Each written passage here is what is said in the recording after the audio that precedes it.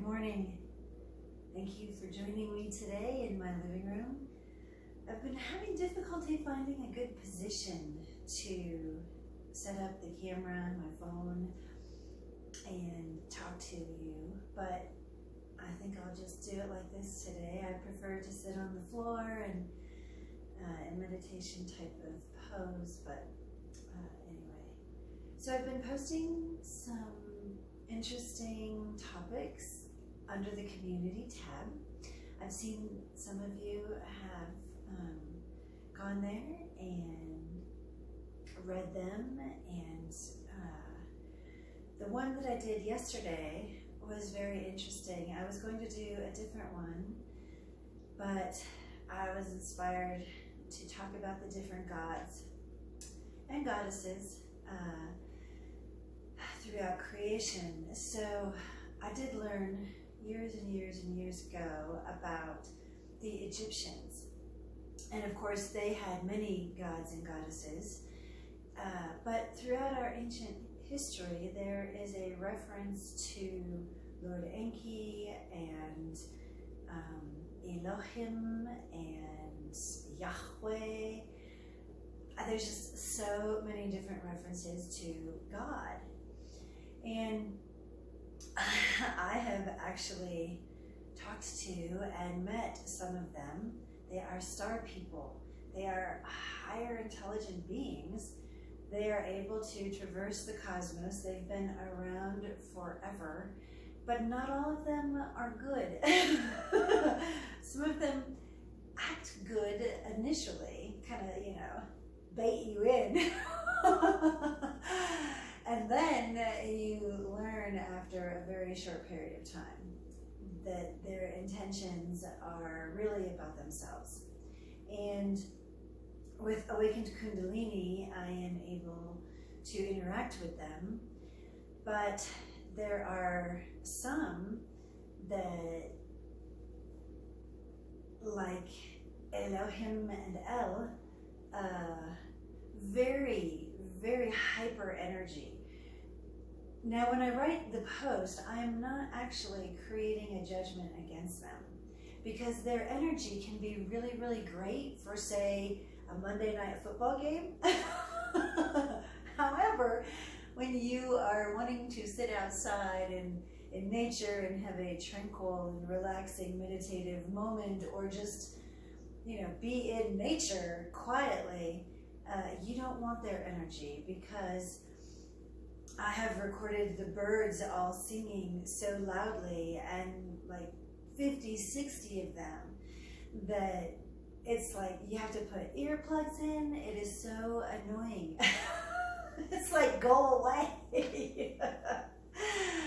So I'm not passing judgment upon them. They are higher intelligent beings, and their energy does serve a purpose of God, or they would not be here. However, it's not, their energy is not the energy that I prefer for any length of time. They can create a really great dynamic. If you're going to have a gallery show, then yeah, you want them to bring people in, because they do. They actually manipulate the environment and bring people into your space so that you have a great show. Like I said, the football games. You want to go to a football game and have that high energy excitement.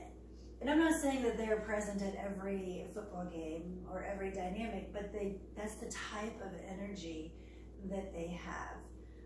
It's very intense, very hyper, and it has a purpose in some settings, but that's not my energy.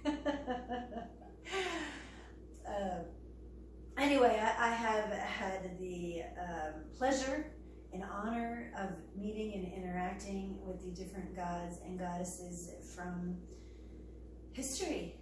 They are real. They are not a figment of my imagination. I could not invent something like that. I'm not that creative. Know thyself. I'm not that creative. However, the God that I listen to, the God that is my God, is the ineffable one, and his son Jesus Christ, the true male Christ. But he is not the God of religion.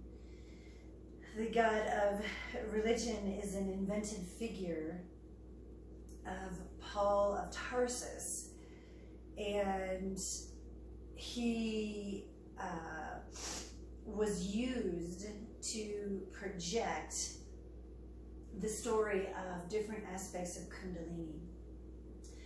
Kundalini awakening. So he was also, Paul of Tarsus, as I have said in other videos, was also against women. Women could not talk in church. You know, he spoke very poorly of women, where Jesus, sometimes mentioned in the Bible, but not always, included women as his followers, and was very emotional. He was very human, because he was born human and evolved into awakening Kundalini. Awakening Kundalini was a regular teaching 2,000 years ago.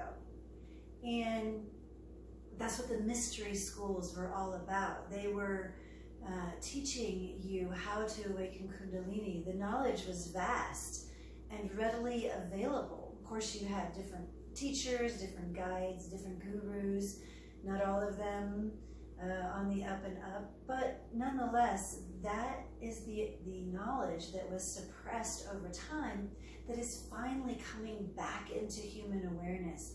Sitting in meditation is the fastest way to do it when you couple that with the breathing technique of Raha Yoga. So the knowledge is coming back, the gods and goddesses are making themselves known, and all of creation is in a state of fix. However, God's timing is not human timing. And when I have interacted with Jesus, when he has come to me, it is sublime. He is not hyper energy. Everything is very calm and quiet, and yet joyful. And everyone is happy. The whole town seems to light up with his presence, and magic happens when he is there. So just a post that you may want to read and think about. And I gave some examples in the Old and New Testaments of the Jewish and Christian Torah, which would also include some of the work of the teachings of Islam.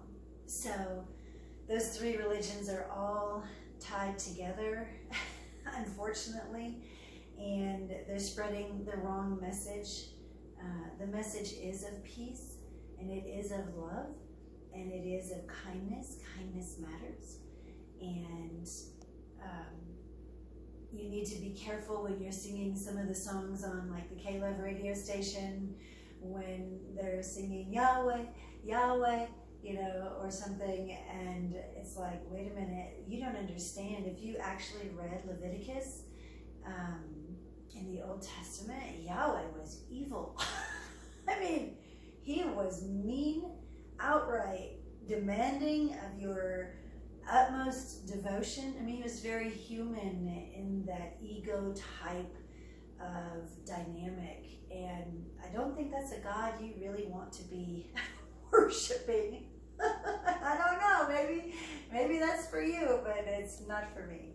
So enjoy the new posts under the community section on my channel, and thank you all for watching and learning. I hope you are growing in your awareness and spiritual evolution, and as always, I hope you have a beautiful